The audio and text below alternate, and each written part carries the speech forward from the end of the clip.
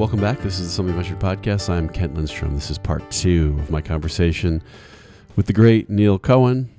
Neil talking on a series of topics about what you need to know about marketing, how fast things are changing in the technology landscape for consumers in 2017. I hope you enjoy this. I'm Kent Lindstrom. Welcome to Something Venture.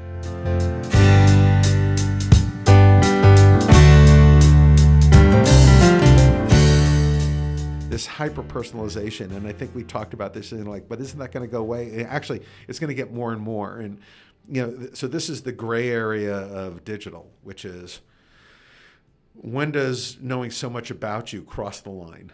Yeah. Right? But these mobile devices that are now 2 out of every 3 digital minutes, and they're going to be more, right? It's going to go from 2 out of 3 to 3 out of 4 to 7 out of 8. Yeah. And they are the most context-sensitive devices in the history of They know Right. more about you and what you're doing than you know. Right. Like, they even know their position, right? They actually remember the last 20 things you browsed. Yeah. They actually know where you've been, where all your appointments are, where you're going, what's happening. Crazy stuff that I don't even ask for when my phone tells me every Monday night when I'm going to San Francisco State, oh, Neil, there's light traffic, 15-minute drive. I didn't ask you for that. Right. But it knows. Yeah. Right. So this personalization, this gray area, and people want information that's going to help them have a better experience. Like when you go into Starbucks with your Starbucks app, and it knows that you like pumpkin spice lattes, and you've ordered 16 of them, and it throws in a $2 off coupon for that day, or a buy one get one free. Yeah. You're very happy about that. That is true. Okay, at that moment. So that's the gray area, non-scary. Right. Okay. The gray area scary Yeah. is the call you get from the sales guy that says Right. so I know you've been on this webpage, and this page, and downloaded these 3 things. Yeah. But the thing is, people do that. So. You've got all this information available, and the companies that are being able to customize it and personalize, and it could be something as simple as, let's say, like Itza, the automated fast food restaurant here in San Francisco where they do quinoa bowls. But you download the app. And if you go there, you can customize, but it's hard. But you can do all this customization on the app. What do you like? What combos? All your favorites. Yeah. Before you go, press the button, automatically buys it. You show up and your food's ready. Yeah. Okay, that's personalization. Right. That's how you cut through the crap. But marketers are going to be doing that in all different kinds of ways, like in the Starbucks app. Like in restaurants that you frequent all the time. If you go into stores like the Apple Store, or better yet, the new Nike store. The Nike store, if you're in Nike Plus, right, they're going to, and you have that app, they're going to know all about you when you walk into the Nike store. What a great experience that's going to be for you, right? Because it's going to recommend and show you things based on your running habits or your sports habits or things like that. Here's what's new. Here's what you should be looking at. That's a great experience. Right. Although, if you go to a fine restaurant and you've been there many times and they recognize you, they will never greet you by name or act like they've seen you before, because they're not sure how much your companion knows about how often you've been there before or with who. So a great Nader D will never say, Mr. Lindstrom, would you like the gin and tonic again? He'll be like, oh, hi, welcome. Good to see you. Not even good to see you. Shades of The Graduate. Right? yeah, exactly. They're very careful about that. Yeah, I had one that were personalization. I don't really care, but Facebook, there was a Facebook ad for me with a shirt that was like Lindstrom Athletics, like my last name. Oh, God. I was like, wait, Facebook gives my last name to advertisers to target? Like, I didn't know that. Yeah, but here's fair enough. You're and here's the thing. You're able to fine tune those things, though. So, I know. And that's what I like. One of the things I like about Facebook is you can fine tune your feed to get ads that you actually want to see that are worth your time. Oh, yeah. This goes back way time. Everything old is new again, right? Look at TV advertising.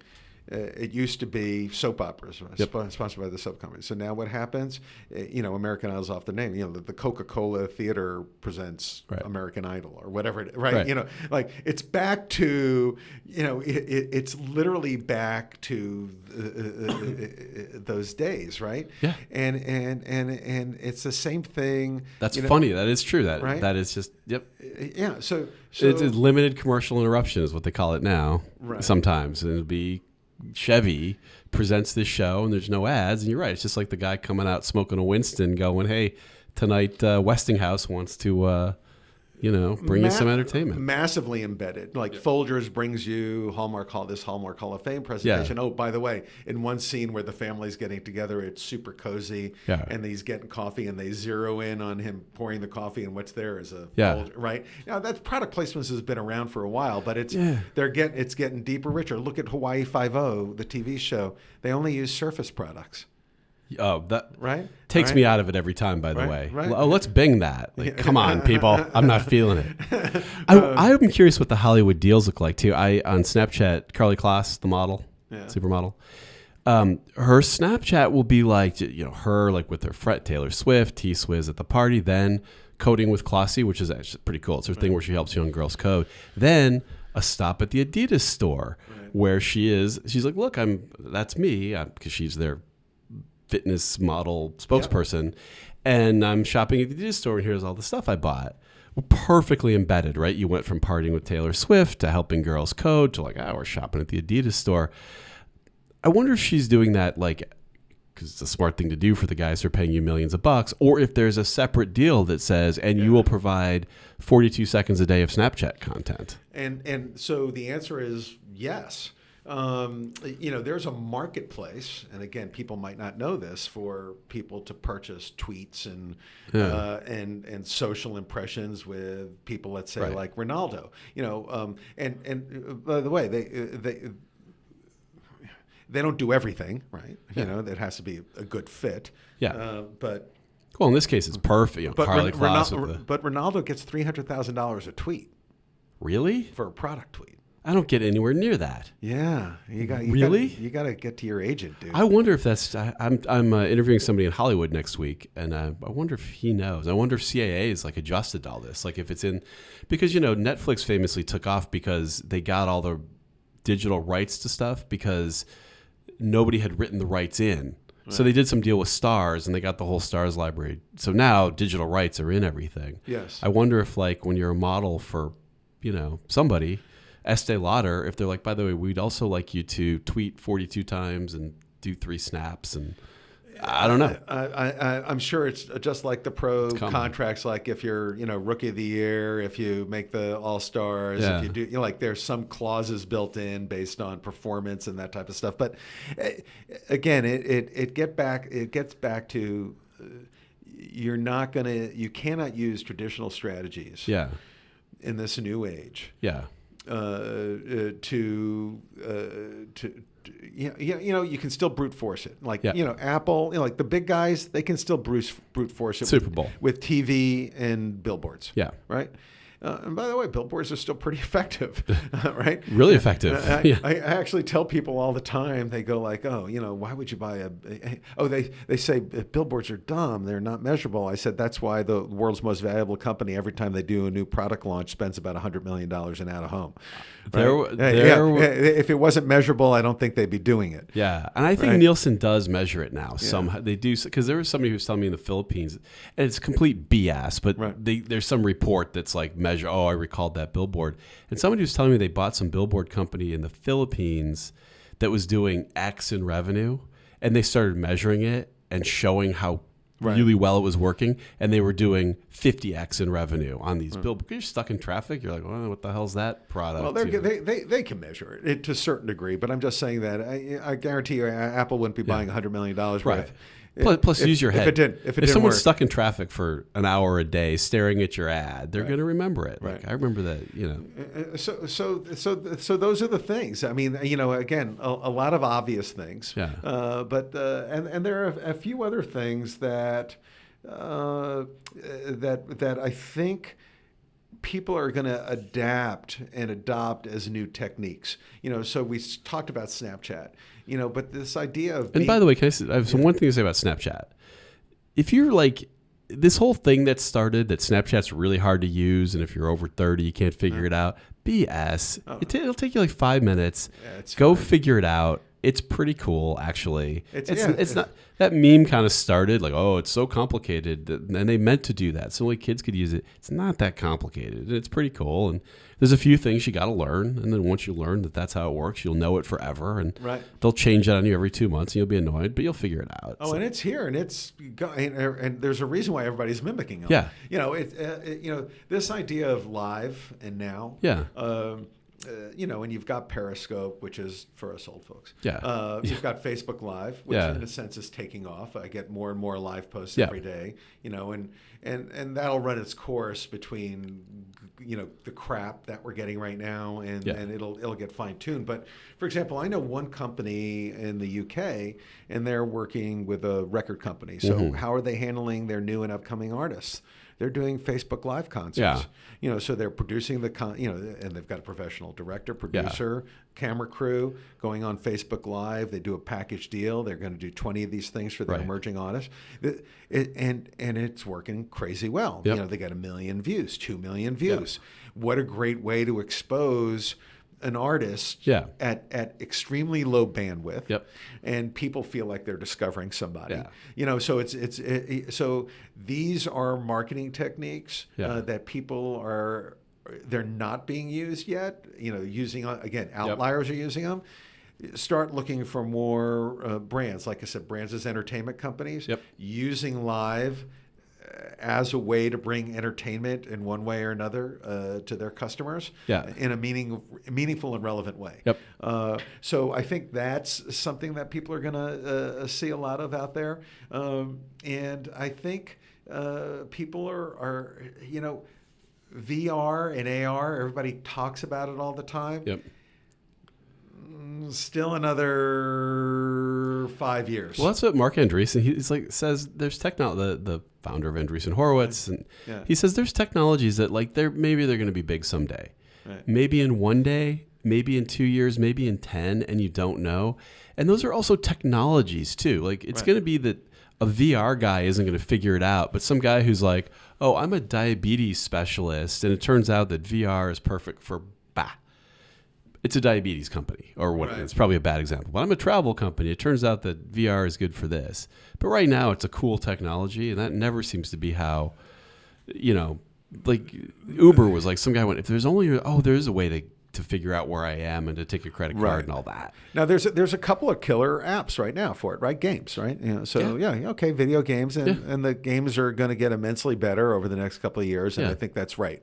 Is it going to be used in advertising, traditional advertising marketing? Maybe like expensive experiences that they set up, that type of thing. So again, brands as experiences, experiential type stuff. But like on a mass scale, it's going to be very difficult. The people that are going to be most interested in that is like the travel industry, the real estate industry.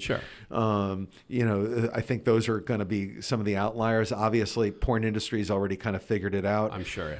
If there's a way to make money with the technology, they'll figure it out first. For sure. But I'm sure they're adapting it much like the gaming industry is adapting it, and fairly rapidly. But it'll be a little while. So for those marketers out there saying, "Oh, we'll do VR, AR," it's like, hang on. Yeah. Well, and it's the simpler things that become so important. I mean, right now you have things like Waze, which shows you traffic and how to get places. Google Maps. You have Uber, which are basically just based on the issue of, hey, we've got this ability to do a couple of things. And those were the missing pieces. Take a credit card, know where you are. And those are the missing pieces in this huge transportation company, for example. Well, and it's funny you're talking about that, because one of the trends we were going to bring up is like in the app world, it's kind of like this winner-take-all world where, and let's get back, because of the presence of mobile, not only are 2 out of every 3 digital minutes spent 2 out of 3 digital minutes spent on mobile, but 60% of that time is within apps. and then saying like, wow, it's an app world. It is, but not that there aren't that many of them. But yeah, like so even though there's a couple of million apps out there, it's about 999,000 too many because people they'll download a new app a month maybe. Yep. But then they won't use it. They'll delete it. And so think of your own behavior. Think of how many new apps that you add, and then of those new apps, how many do you actually end up using? Right. And this is outside of, let's say, email and calendar and Facebook. Right. Let's say, right? Okay. So you're talking about Waze, right, and Uber. Yeah. And they all tend to be very much a tactical type app, like something that solves some real pain that helps you do something. Evernote, when it came out, like it helps me remember things and universally shifted among all my platforms. And that's my point about painful at the time. That's what I'm saying about the VR companies. Like Uber didn't come from a guy who's like, wow, this is a mobile first geography. Like, I'm a geography app company, or whatever the hell you call it, a geolocation app company. What do we do? It was a guy who's like, I need to get a taxi. Yes. Oh, here's the pieces. So whoever figures out virtual reality might be some guy who's like, I need to see the contours of an operating room in another country or something like that. That's exactly They'll think of it first, and they'll go, and here's what has to happen, as opposed to like VR Lab 2000, and that's all games. And like every time I see an example of a VR company, somebody can put like, a cartoon mouse on a desk in my office. Like, I'm not exactly dying for that app. Like, I'm sure it's cute and fun, but I don't care. I mean, Pokemon lasted, a hot minute? Like, that was pretty cool, but... And I think you nailed it on the perspective of the first company that the AR VR that makes sense is going to be somebody that's solving another problem that needed the technology and had it to figure it out. Yeah. And that's why I say travel, real estate, I think are going to be the ones to lead the charge, although it might be somebody else. But that would, if I were to bet money on it. In games, that's a perfectly fine, perfectly huge industry. Right. Yeah. So we should. So one of the ones we've spoken about is voice. I think this is the dark horse. Yeah. It's for me. It's emerged very quietly. My behavior shifted. No pun intended. Yeah, exactly. I was actually talking from someone at Google today who was telling me how important they feel voice is, and made the point that the reason they've waited so long I'm probably getting this not exactly right. The reason they've waited so long to push it hard is that if you don't get the experience right the first time, people don't come back for a long time. Right. So when you first say like, Google, show me, pictures of whatever, Paris, and they're like sending tax returns to all your friends, and you're like, I'm not using this again for a long time. For a long time, right. But I mean, just looking at what's happening in the market, Echo all of a sudden emerges from Amazon. Google's got one. There's Siri. Right. And so there's a lot of connectivity here on about 3 or 4 trends on the voice. And so let's try to tie it together, right? And remember, voice has been coming for a long time, and for many, many years, people thought it was a gimmick. Like when Siri first came out, it was a gimmick. Google, 5 years before that, we had this, call-in line. If you called in on a number, they'll answer any question for you. And they did that for like 6 months, and it went away. And that was all prelude. Because what's been going on is voice recognition is hard. We ask all the voice recognition companies that are out there. So the machine learning has to practice, right? And so, what Siri's been doing for 5 years and loading up into the internet is everybody's voice, everybody's accent, everybody's intonation, every language. What Google was doing back then was getting, how people ask questions. It's really hard to do. So you need data. You need massive amounts of data to get in there and kind of fine tune this system. And I think I will tell all your listeners out there with Siri, the more you use your Siri, the better Siri gets. Oh, interesting. So Lauren, my wife, she can't use my Siri. Oh, really? Because I talk to Siri all the time. Yeah. Not that I don't like to talk to my wife, but I ask it all the stupid questions, right? And it's a lot of fun. Although I have to say, for Google people who are listening, I will ask my phone. I live in San Francisco. In July, I will say, what is the Giants score? And Siri will say, the New York Football Giants or the San Francisco Baseball Giants? And I'm like, well, it's July. I'm in San Francisco. So what does your heart tell you, Siri? You're right. What game do you think I'm looking for? Right. Got to work on that a little bit. And those are some of the things that and but that's in the margins, right, where that makes all the difference. That's the that DNA just seems like difference. an easy one to me. Like, come on. So why is voice important? Because and then you start talking about Echo from Amazon and Google's new device, and you have Siri, and where's that going to go? What's Apple's entry into that market going to be? And then and everybody's favorite thing, the Internet of Things, which I actually now call the Internet of Everything. Yeah. Why? Because it's all going to be voice connected. And if you don't believe me, a year ago, Echo, there were 25 things that would connect to the Echo by voice. Mm-hmm. And now there's over 1,000. Oh, man. Okay, and growing. Yeah. Okay, and don't think Google isn't going to connect it all to Nest. Right. I mean, yes, it's going to be connected to Nest. Well, in voice, of course it is. And to me, it's a big. You can speak faster than you can type. You can certainly speak faster than you can type on your mobile device. Well, and on the mobile device, the rise of voice on search has been immense. 5 or 6 years ago, it was nowhere. Yeah. And now it's like on Android, I believe it's 1 out of every 5 searches on an Android phone is a voice search. So this is the thing that I bet most people listening don't know. If you said what percentage of searches are voice, it's not my theme of the day. It's not 1%. It's like 20%. It's 20% and rising because the more you do it, the more successful you Well, and I think this also has the, when the app Shazam came out that you would hold up, it would tell you a sound. It's a very visible thing. Right. And so I started doing it because I have a girlfriend who would go, hey, Siri, tell me this. Yes. And Siri would go, oh, you cook it for 32 minutes at 30 minutes at 400 degrees. So then I started doing it. Now people see me do it and so forth and so on. And the first time I sent a text message that was like, hey, I'll be home in 20 minutes. Do you want me to pick anything up while driving and not looking at the phone? I was like, well, that was a pretty good experience. Yes. And then I tipped. So I think people are kind of we're definitely at once that point. Once you're in, you're in. Like, but that's what I'm saying is that so that you've got a few things that are connected here is that the rise of voice on the mobile device, the Internet of Things. Yeah. Then you have devices in the home that you can talk to.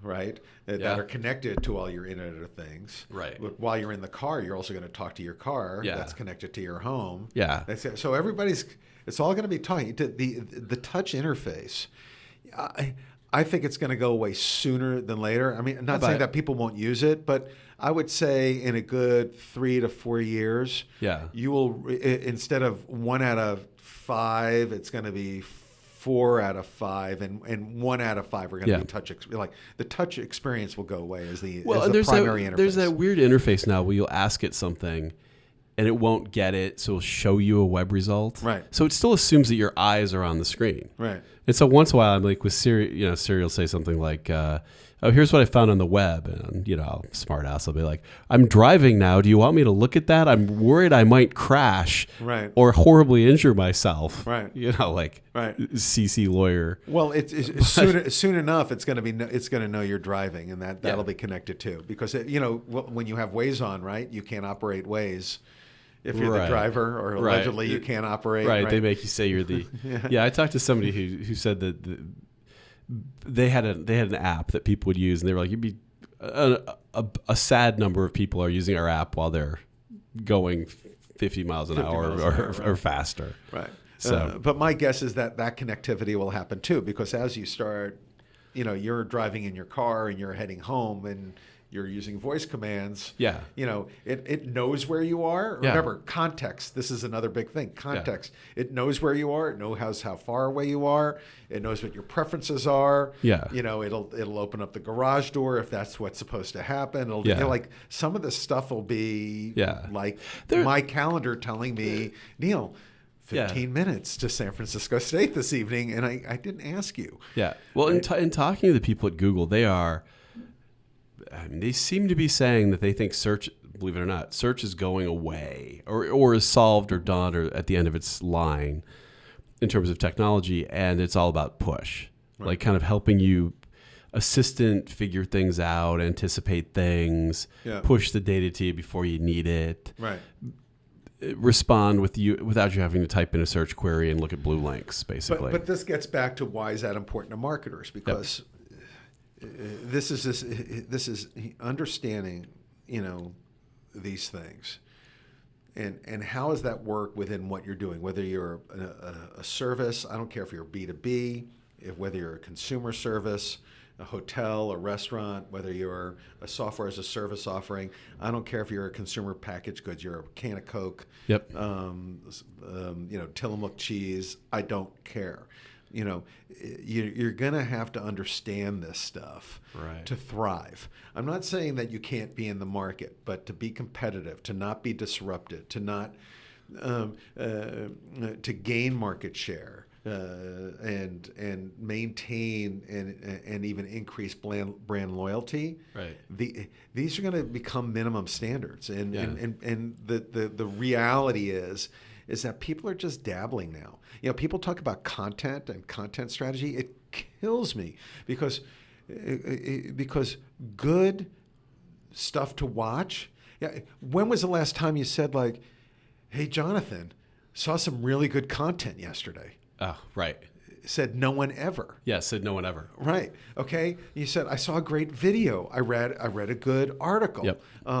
I saw that show was killer. Right. Okay. So what's going on right now is that you have this commodity content strategy out there, which is a bunch of crap, and people got to kind of rethink that to do quality stuff that really hits the spot. Like when you get. Like what BuzzFeed did with Friskies Purina, and they did the deer kitten. Oh, right. Okay, and they created this thing for a pittance of money, but they said like let's create this entertaining thing, and if you haven't seen it, look it up. It's funny. It's a little kitten with the older cat, and the older cat's mentoring him like dear kitten. Yeah. Watch out for the vacuum. Right. Vacuum. Right. Thank you. But anyway, if you're a cat lover, it's probably the funniest thing you've seen in your entire life. If you're not and you like pets and animals, it's still pretty cute. 20 million views. Yeah. For nothing. Yep. And it became a thing, and so now they kept going, right? And so now there's a whole YouTube channel of these flippin' deer kitten videos, right? Genius, and they get millions and millions of views, and they cost them nothing. Okay, and again, proof point, entertainment, understanding the channels, creating something that isn't commodity content. Right. It's relevant. Okay. And sadly, not a lot of people are doing it. Yeah. And again, you said it to kick this off. A lot of obvious. Yeah. Not really. But you have to translate that into action. Yeah. You can't just say, gosh, I know that kind of thing's coming. Gee, I know mobile is big. Yeah. Well, I think, and so it seems like mobile big and coming faster than you thought. Voice bigger than you thought. And coming faster than you thought. Right. Yeah. Probably. Right. And I would say creating entertaining and improving your experience as a brand, that's your marketing. That and again, entertainment isn't just necessarily funny cat videos. Right. It could be, like you brought up Andreessen before. They have some of the best research, deep papers and thought pieces on, let's say where's venture going or where these technology trends are going. And some of them I have to read 3 times to understand them. Right. But it's quality stuff. Right. For their audience, that's entertainment. Yep. All right. Right. Well, I feel like we've done this thing. We've done it, yeah. This is good. Yeah, it's changing world out there, marketers. What? So how do people get in touch with you on Twitter or wherever you like to get? At Cohen NS. So COHENNS on Twitter. And I'm Neil Cohen on LinkedIn. Nice. It's not hard to find me. thanks for doing this. Thanks for having me again. This is like my third time. When marketing stops being a thing, we'll stop having you on. Right. But that hasn't happened yet. It just keeps evolving. Yeah. And has evolved a lot since the first time you've been on. We were not talking about voice that first time. You're not talking about voice, and Snapchat wasn't wasn't a glimmer in its parents' eyes. We were still giggling about that. Yeah. Well, and it'll change in another year. The last thought is when I teach my class at SF State, there's no book. And they say, like, how come no book? I said, because it's a history book.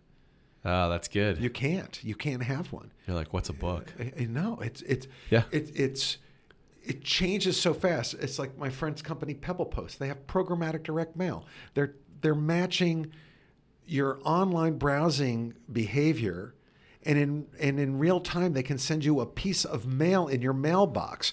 So you bought a bicycle, right? You bought a bicycle, and then 2 days later with a code it says, how about a helmet and a lock? Yeah, right. Or you bought a shirt, and 2 days later from that website, here's some pants and a belt that might look really good with that.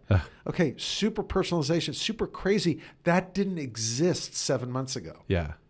Didn't exist. Wow. Well, I'll have to have you on sooner than 7 months from now to see how the world has changed again. Yeah. Fine. All right. Well, thanks so much for doing this. This is Neil Cohen's been my guest. You know how to get in touch with him. This has been the Something Venture Podcast. I'm Kent Lindstrom. Thank you so much for listening.